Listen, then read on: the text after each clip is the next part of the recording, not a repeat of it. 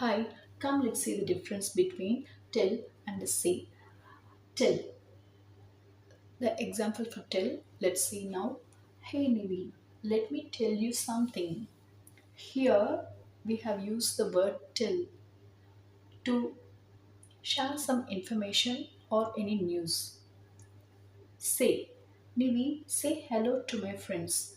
Here we have used the word say to express something or any shorter information.